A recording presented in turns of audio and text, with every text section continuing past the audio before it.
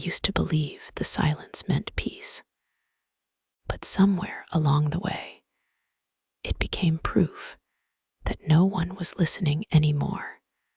Rain fell in slow, deliberate sheets across the narrow windows of Beacon Hill, drawing lines down the glass like an old film reel, skipping its frames.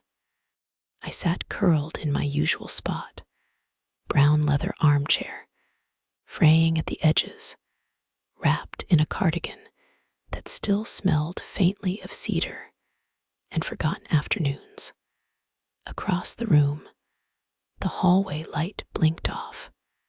The house, like the man I lived with, had grown used to going dark without warning. Alan wasn't home again. He'd left early that morning, a work conference in Philadelphia. No kiss on the cheek, no see you Monday. Just the sound of keys, a cleared throat, and the front door closing with the finality of someone sealing a vault. I used to count the hours he was away. Then the days. Then I stopped counting. Outside, Boston shivered under autumn's breath. Street lamps cast long, wet shadows over the cobblestones. I watched people pass, a couple under one umbrella, a man tugging his coat tighter, and felt something both sharp and hollow stir inside me, not jealousy, not even loneliness, just that quiet, aching kind of absence that grows roots and names itself normal. I had a choice. I stood. Not quickly. I don't do anything quickly anymore, but with purpose. My coat waited by the door like a patient friend.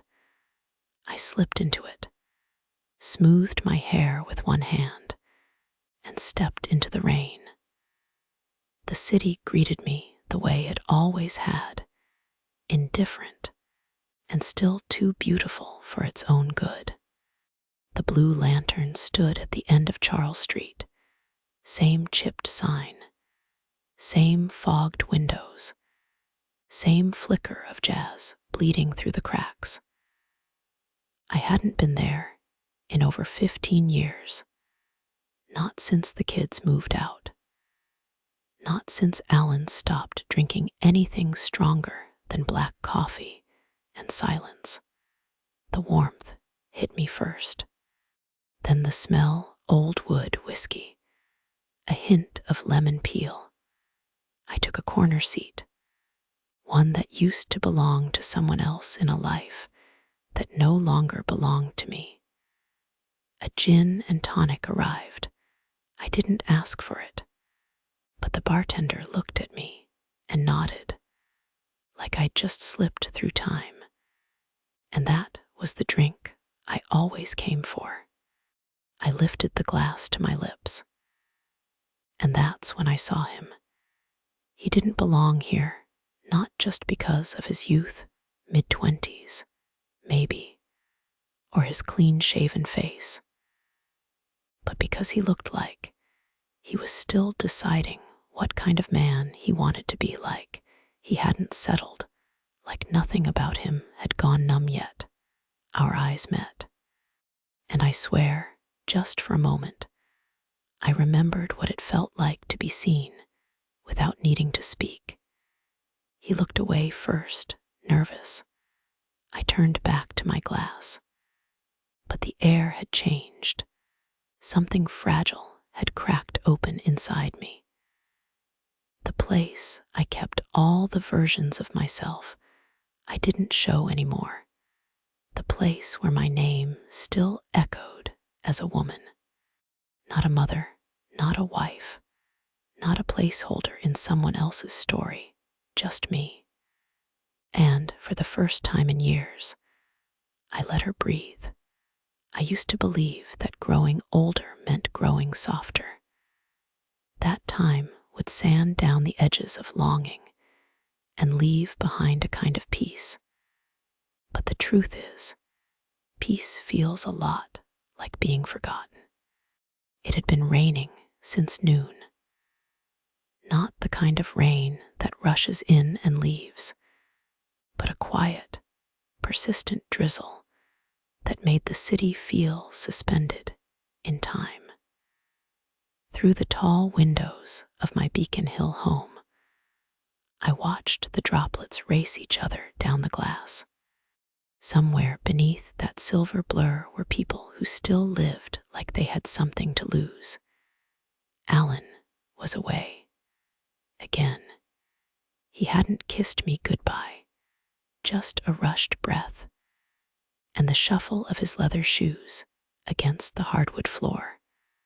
A conference in Philadelphia. Another name on a long list of places that were always more important than home. I didn't ask when he'd return. He didn't say. The walls were too quiet. Even the fridge seemed to hum less when he was gone. I sat with a book open on my lap, the same paragraph unread for hours, and let the silence press into me like a second skin. At 66, I knew every corner of this house, every creak in the floorboards. I had spent a lifetime collecting moments in it, but none of them belonged to me anymore. They were Alan's achievements, my children's laughter, holidays that blurred together into a single memory wrapped in dust and fading photographs. Nothing had been added to the walls in years, just preserved, like I had become a curator of a life paused. I stood slowly. My joints ached, but not in protest, more like an old friend reminding me it was still here. I wrapped myself in my deep green coat and reached for the scarf I only wore when I wanted to remember who I used to be. Outside, the rain caught the light in puddles, turning every reflection into something unrecognizable. The blue lantern still stood at the far end of Charles Street. Its wooden sign sagged a little more than I remembered, but the same golden glow bled through the windows.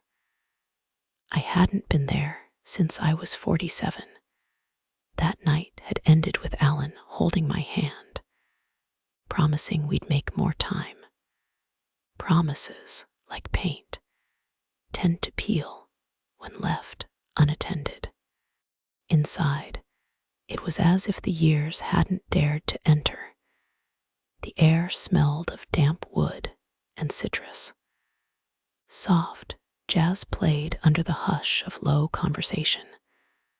I took a seat in the corner, my favorite seat once, and ordered a gin and tonic without speaking.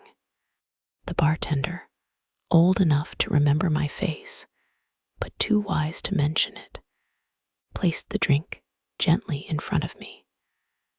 I wrapped my fingers around the glass, cold, solid, honest. That's when I saw him. He sat at the opposite end of the room, a face too young for this place, too curious. He had that look, the restless kind, like someone trying to escape something invisible. His dark coat clung to him, still damp from the rain, and his eyes flicked up just as I looked away. I felt heat rise to my cheeks, foolish. I told myself he was just a boy, but the air between us, it shifted, like we had both remembered something at the same time. I took a sip, watching him over the rim of my glass. Our eyes met again, and stayed. He didn't smile at first, just watched me with a strange quiet, as if unsure if I was real, as if he had found something in me he hadn't been looking for, and now couldn't look away from. I let the moment linger. Let it bloom. There was no danger, just curiosity, recognition. I had forgotten what it felt like to be looked at like that, not with desire, but attention, careful, full-bodied attention, the kind that made you aware of your hands, your breath, the shape of your name in someone else's mind. He stood, nervous, glass still in his hand. "Excuse me," he said, voice warm and clipped with an accent I couldn't quite place. "Would it bother you if I joined you?" His words hung in the air like a dare. I smiled, slow and deliberate, gesturing to the seat beside me. "Only if you don't mind answering one question first," I said, his eyebrows lifted slightly. "Of course." "Why are you here alone on a night like this?" He hesitated, looking into his drink like it might have the answer. "Maybe for the same reason you are," he replied softly. "Some nights feel heavier than others." I nodded, and for the first time in years, I felt something lift inside me. A weight I hadn't noticed was there until it moved. He sat down. The world didn't change. The bar didn't go quiet. No lightning struck the street outside. But I exhaled. And something old in me exhaled too. The moment he sat down, the atmosphere changed. Not in any dramatic way, no gasps, no sudden hush, just a soft shift, like the air around us had tilted slightly in our direction. His presence was warm but cautious, like a question waiting to be answered. He offered a smile, uncertain but genuine, and tucked a strand of wet hair behind his ear.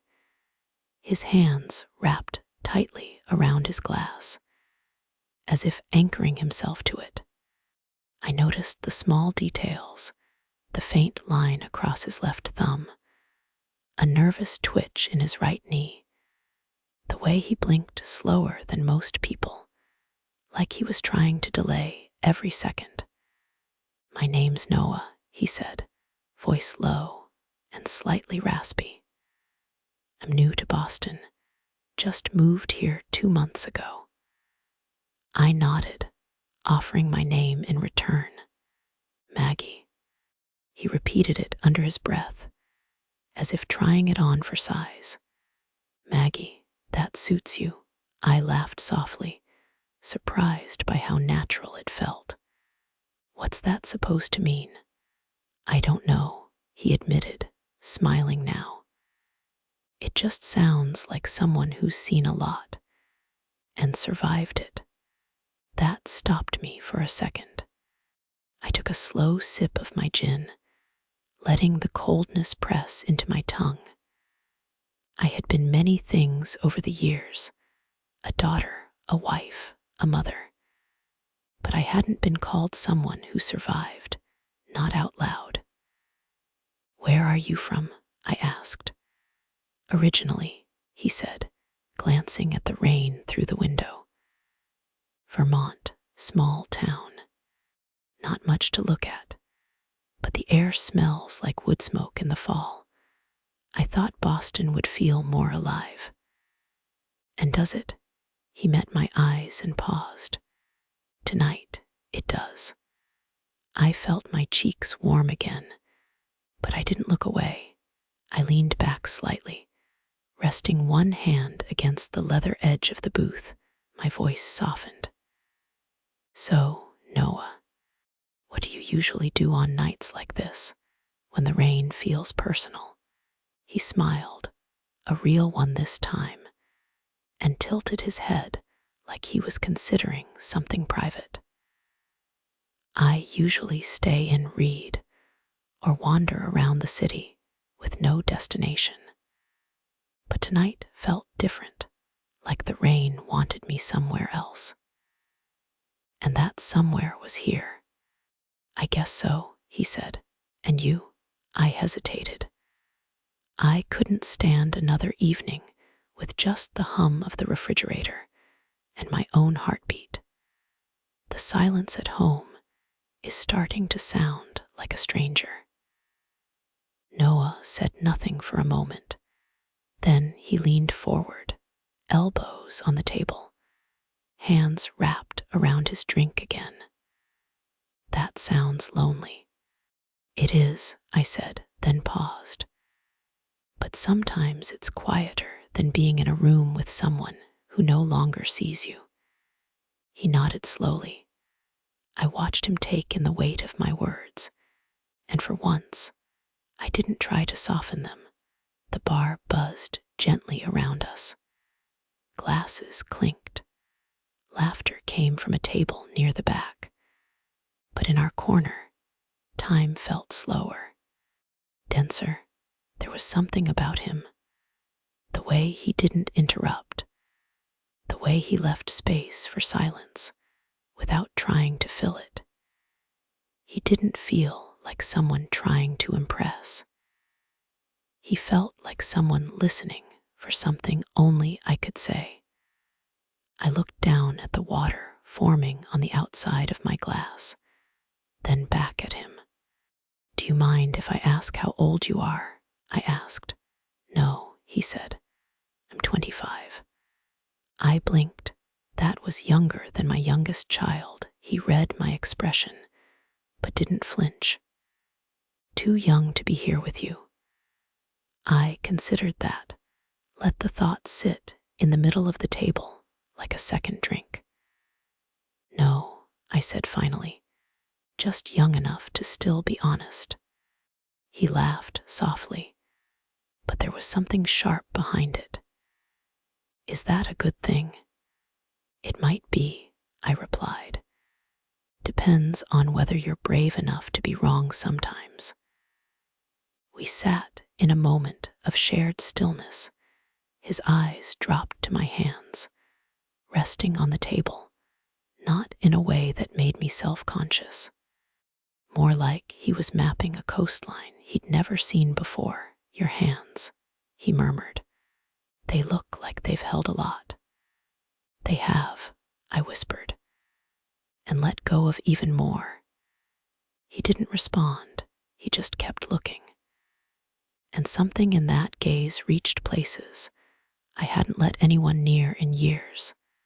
Not because I was hiding, but because no one had asked to see. When he finally spoke, his voice was soft enough that I had to lean in to hear it. "I'm not here to chase anything. I just felt like I was supposed to be here tonight with you." I swallowed hard. My heart fluttered, not the wild kind, but the quiet ripple of recognition, of possibility, of being met. I didn't smile, but I didn't look away either. We left the bar when the rain had softened to a mist, the kind that settles gently into your coat without making a sound. Noah walked beside me, hands tucked into his pockets, eyes flicking between the sidewalk and the street lamps that made everything look like it belonged to a quieter century. I didn't know why I invited him to walk with me. Or maybe I did, and I just wasn't ready to name it. I wanted the night to last longer. I wanted someone beside me who made silence feel like connection instead of absence. Charles Street was half asleep. Shops dimmed, windows fogged with warmth behind their glass. My shoes tapped softly against the pavement, steady and deliberate. I didn't rush. He didn't either. We passed the florist where I used to buy daffodils every March, the bookstore that still carried hardcovers with rough-cut pages. I found myself pointing out things to him, not with words, but with glances, with small nods of my chin He noticed. He saw them all. "I didn't think the city could feel like this," he said after a while. "Like it's holding its breath with you." I looked over at him, his hair slightly curled from the rain, his jaw lit by the soft yellow of a flickering sign. "It only feels like this when you slow down enough to match it. And most people don't. Most people forget to look," I said, "until it's too late." We reached the edge of Beacon Hill. The old bricks beneath our feet gleamed, red and gold, and soaked with memory. My street was ahead, tree-lined, quiet, familiar in all the ways that didn't comfort me anymore. I stopped just before the corner, turned to him. "Would you like to come in for a bit?" The words left me gently, without performance, not flirty, not bold, just real. He didn't answer right away. His eyes searched mine, and I could feel him trying to decide if this was what it felt like to step too close to something you weren't supposed to touch. But then he nodded. "I'd like that." We walked the last block in silence. When we reached my house, I paused at the gate. The porch light hadn't been left on. I hadn't expected company, but the key turned smoothly, the way it always did inside. It smelled like lavender and old books. A house filled with echoes, but not with noise. I set my umbrella against the wall. Noah stood in the entryway, eyes scanning the photographs, the rows of books, the empty hook where Alan's jacket usually hung. I flicked on the hallway lamp. A soft light spilled across the wooden floor, warm and just enough. My heartbeat felt too loud for the room. "Make yourself comfortable," I said. He stepped forward slowly, as though he were walking through someone else's dream. He took off his coat and draped it over the back of the armchair, the same chair I always sat in when Alan wasn't around. I made tea. It felt like the right thing, grounding, human, 2 mugs. I handed one to Noah and let our fingers brush without apology. He followed me into the living room, the quiet, almost sacred now. He didn't speak. Neither did IWE. Sat beside each other on the couch, not touching, not leaning in, but close enough to feel the electricity building in the space between us. And I realized something then. It wasn't about desire or rebellion or loneliness trying to dress itself as bravery. It was about being seen without explanation, without pretense. He turned toward me slowly, deliberately. "Maggie," he said, his voice barely more than breath. "You don't have to say anything. I want to be here, that's all." And I believed him more than that. I needed to. The room settled around us like dusk, falling inside a breath. Outside, the rain had quieted to nothing, but its scent still clung to the air, petrichor, and something soft, like the memory of rain rather than the thing itself. The kind of scent that made you feel like time had paused just long enough for something delicate to unfold. Noah sat beside me, his tea untouched on the table, his eyes not fixed on any one thing, but open, wide, unguarded, and impossibly present. I felt it before I could name it, the slow kindling of something that wasn't new, but long forgotten, something that had once lived inside me, tucked beneath layers of responsibilities, expectations, years. It stirred like a breeze, moving through a field that hadn't bent in decades.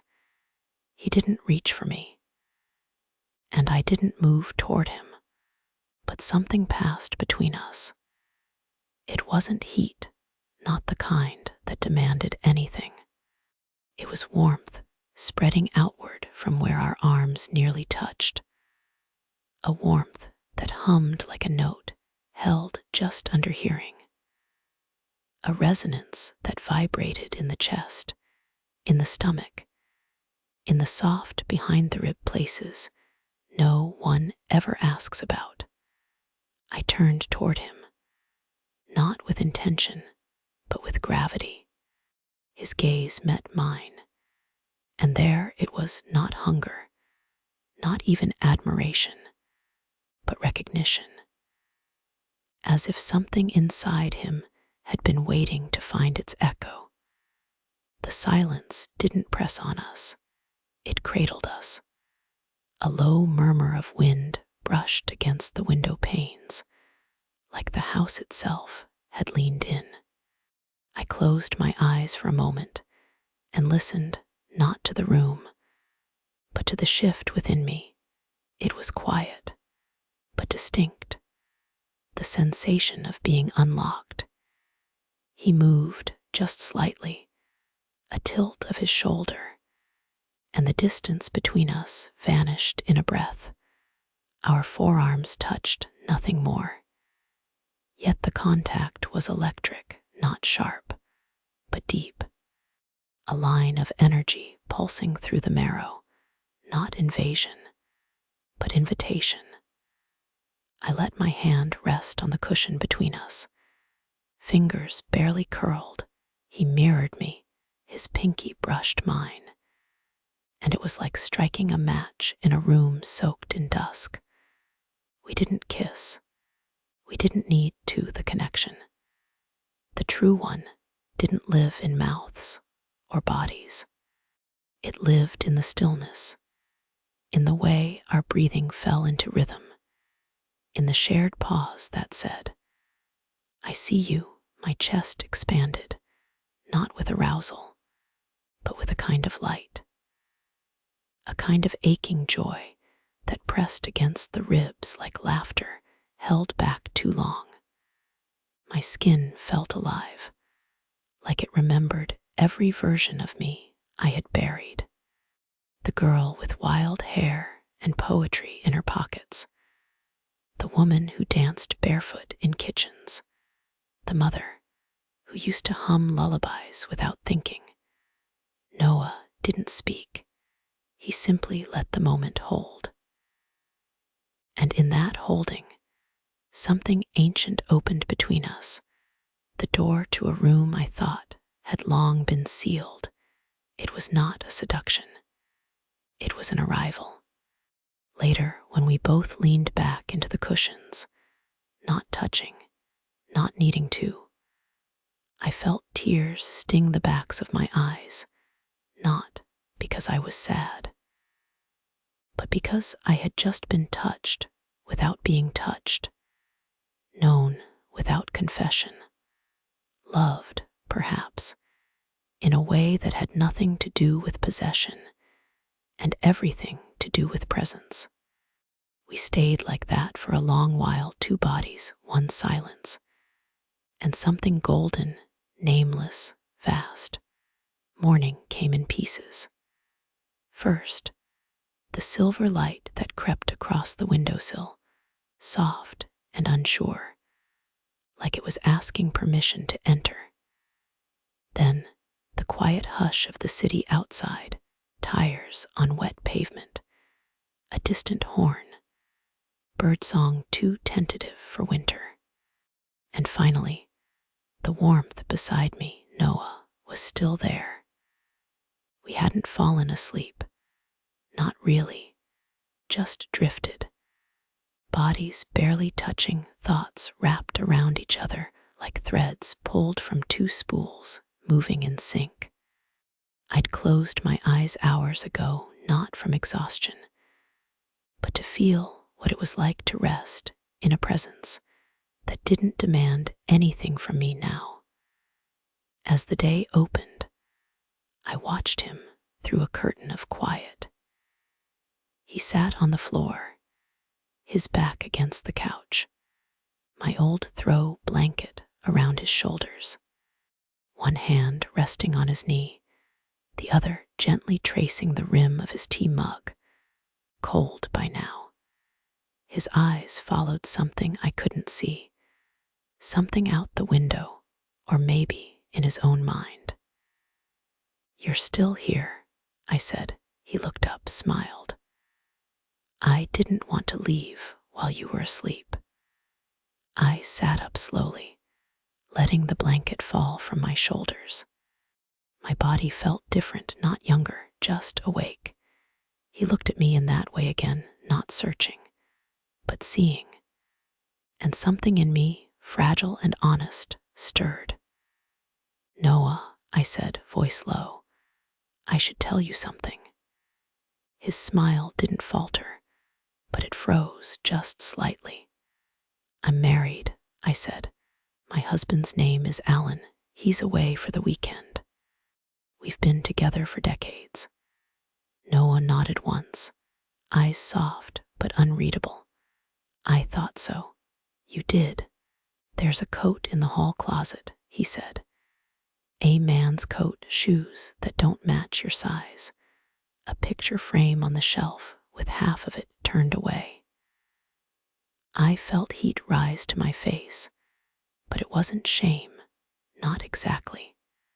It was the vulnerability of being known and not run from. "I didn't mean to deceive you," I whispered. He turned to face me fully. "You didn't." But I didn't say it either. "No," he agreed. "But you didn't have to.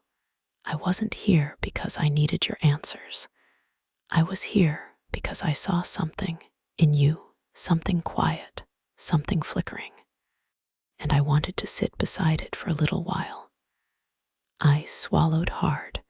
The words settled between us like light through dust. "You should hate me." "No," he said simply. "Why would I?"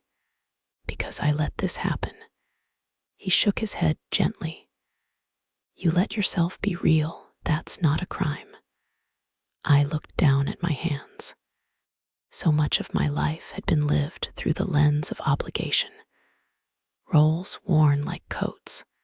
Mother, wife, host, neighbor, the only name that felt truly mine, Maggie, had gotten buried under layers of expectation. But Noah, he spoke to that name, not to my title. "Thank you," I said. "For what?" "For seeing me, even when I didn't know I was looking to be seen." His eyes softened, and for a moment I could tell he was fighting something, a thought, a question, maybe even a goodbye. "I don't think I'll stay long," he said after a while.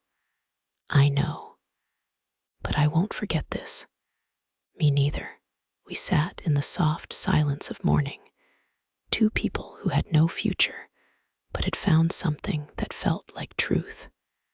And truth, for once, was enough. The house felt different after he left. Not emptier, exactly, just more honest. Like everything had shifted slightly back into place. But now, the edges were clearer, sharper. The walls weren't whispering anymore. They were still waiting. I spent the afternoon in the kitchen, boiling water I didn't drink, staring at the mail I didn't open. The hours moved like smoke, curling past the windows, slipping through the cracks beneath the door. Alan hadn't called. I checked my phone anyway, more out of habit than hope. The screen was blank. No missed calls, no messages, just silence. And yet, it was Alan I thought about. It was Noah, the sound of his voice in the dark, The way he breathed when he was listening, the way he looked at the room like it was a place full of stories he hadn't yet read. I didn't try to chase the feeling. I just let it sit low in my chest, like a warm ache that refused to cool. That evening, I walked through the rooms of my house like a visitor. My eyes landed on familiar things. The family photos on the hallway shelf, the blanket Alan always folded neatly over the arm of the couch, the chair where I used to read bedtime stories. Everything looked the same. But I didn't, not inside. I stood in front of the mirror in the upstairs hallway, the one near the guest room. I hadn't looked at myself in that mirror in years. Not really. Just quick glances. Check the lipstick. Fix the collar, move on. But now I stood there still looking. I didn't see someone who had cheated or lied or broken a vow. I saw someone who had been silent too long. Someone who had given too much of herself to the safety of roles. Someone who had, for one brief moment, chosen presence over permission. Downstairs, the wind picked up. A window creaked. The sound wrapped around the house like a breath drawn in and never released. I went to the bookshelf and ran my fingers along the spines. Poetry, cookbooks, novels, all worn in the places I used to return to. I found the journal I'd hidden behind an old dictionary. The one I stopped writing in 3 years ago. I opened it, and the last line stared back at me. I feel like I'm fading. I touched the words gently, then turned the page, picked up a pen. Today I remembered what it's like to feel the heat of my own heartbeat. I didn't write more. I didn't need to. I just let the ink settle, dark and permanent, against the pale paper later. I sat in the living room with the lights low, a blanket over my knees. The chair beside me was empty, but I wasn't reaching for it, not this time. I closed my eyes, and for the first time in years, the silence didn't feel like something missing. It felt like space, room, a beginning. The voicemail came just after dusk. I didn't hear the phone ring, just the soft vibration where it lay on the kitchen counter, between a folded tea towel and a pile of unopened envelopes. I glanced at the screen and saw Alan's name. One missed call, one message. I stared at it for a while before pressing play. His voice filtered through the speaker, low and slightly rushed, like he was walking while talking. Hey, Maggie. Just wanted to say, the conference is going longer than planned. Might be back Sunday night instead of Saturday. Don't wait up. Hope you're keeping warm. That blanket in the den always made you sleepy. Remember? Anyway, yeah. Just thinking about you, that's all. Click.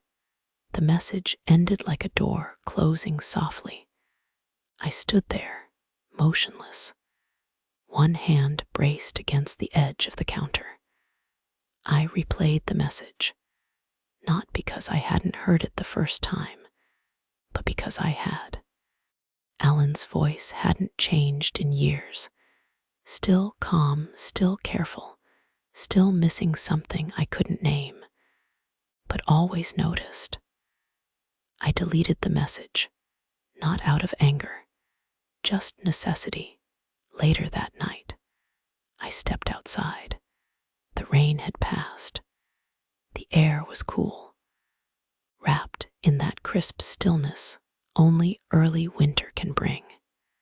I walked down the block, then back again, trailing my fingers along the fence posts as I went. The lights from neighboring windows glowed warm and golden. I didn't know where Noah was, if he'd gone back to Vermont, if he was still in the city, retracing steps we'd made with other people, other conversations. But he was still in me, in the space he opened without pushing, in the quiet he left behind without slamming any doors. I returned home and left the front door slightly ajar as I sat by the window.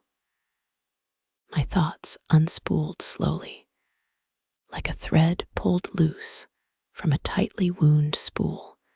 That's when I saw him, not in the flesh, in memory, the way he looked at me that last morning. Not with resentment, not even with longing, just a calm, certain understanding that we had both reached the edge of what the moment could hold. I opened my notebook, wrote nothing at first, then let the words come. I am not the woman he left behind, and I am not the wife who waits. I am something else now, not new, but known. I closed the notebook and whispered his name, not as a call, not as a hope, just as a breath.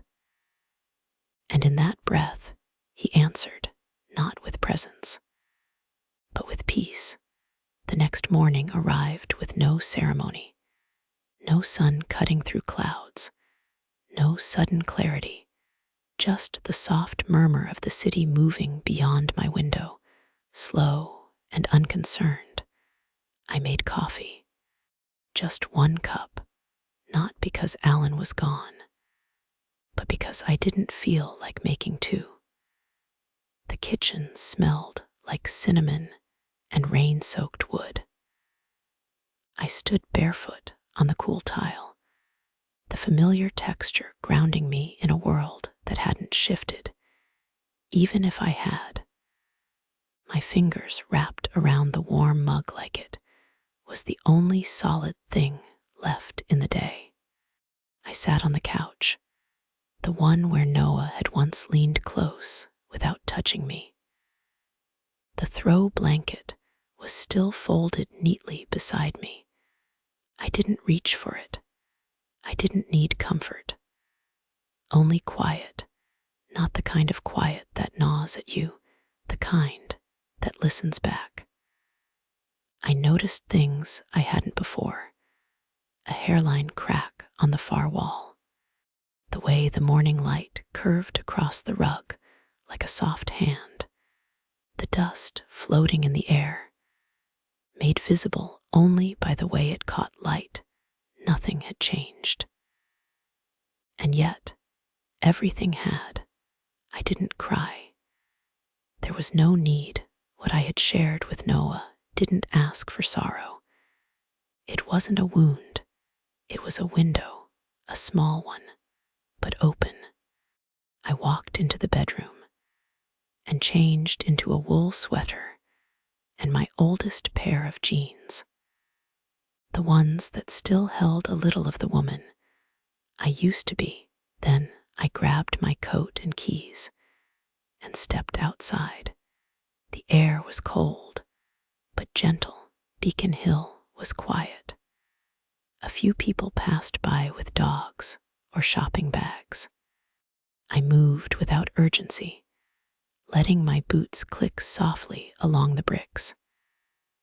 I passed the bookstore where I first fell in love with Virginia Woolf, the coffee shop where Alan and I used to sit in silence, back when that silence still felt full. Then I saw it, the florist. I hadn't walked in for years, not since the children moved away, not since daffodils stopped meaning anything beyond a memory. But today, I opened the door.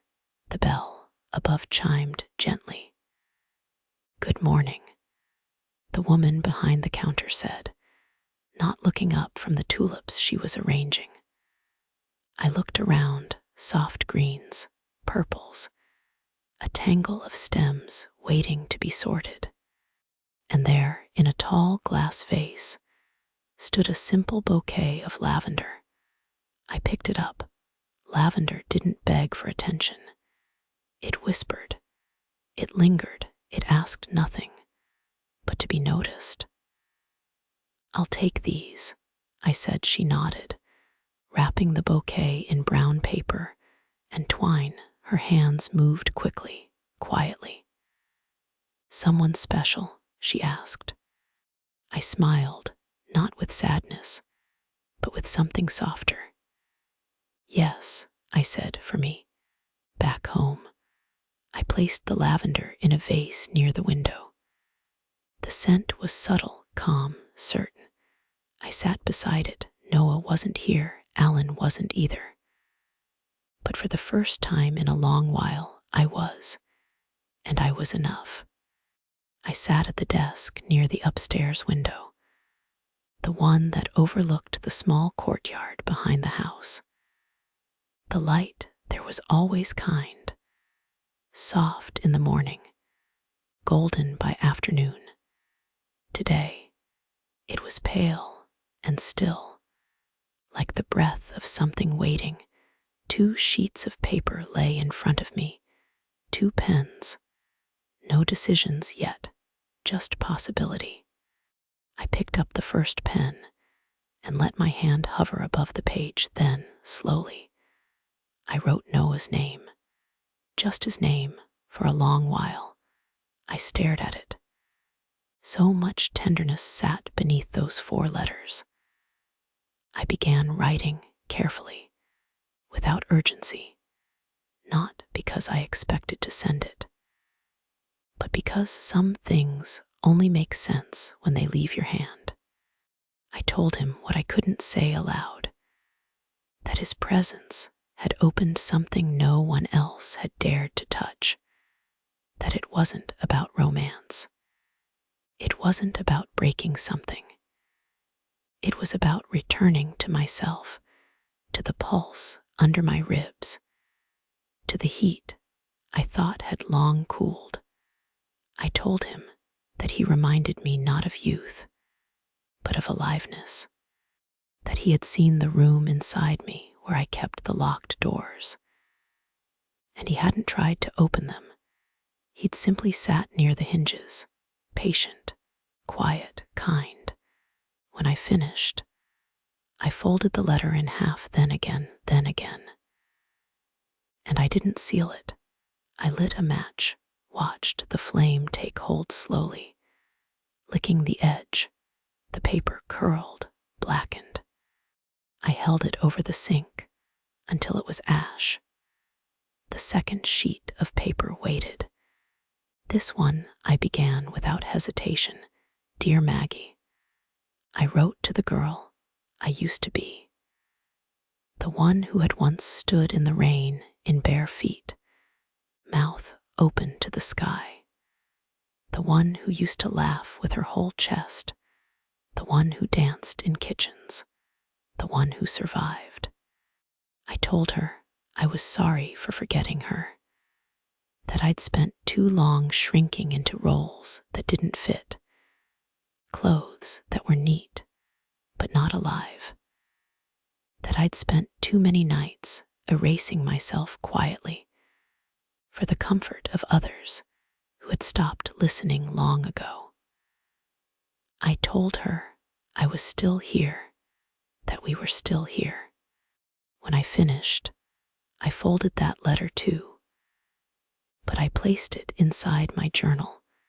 No fire, no goodbye, just acknowledgement. Outside, the wind shifted.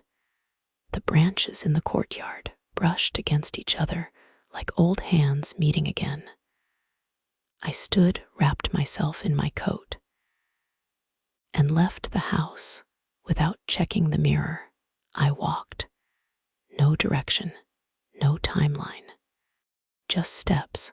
When I reached the edge of the public garden, I paused, watched as a man and a child tossed breadcrumbs to ducks. A couple sat on a bench, their shoulders touching, but not their hands. Everything moved around me. And I moved through it, not as a ghost, not as a guest, but as someone with a name, a pulse, a history. I bought myself a small notebook from the corner shop. A clean one, blank, crisp edges. I slid it into my coat pocket, without writing in it, not yet. But I would soon. And this time, the first word would be mine. It rained again. Not a storm, not a downpour. Just that soft, unhurried kind of rain that feels like it's been falling forever. Like it belongs to the earth more than the sky. I watched it from the same chair by the window. The lavender on the sill had begun to dry. Its petals curled at the edges, but the scent still lingered in the room. I held a mug of tea, not coffee, not wine. Just tea, chamomile, and something sweet, the kind that doesn't wake you up, just reminds you to stay present. The street outside shimmered in soft reflection. The bricks glistened, leaves floated along the gutter like quiet little boats with nowhere urgent to go.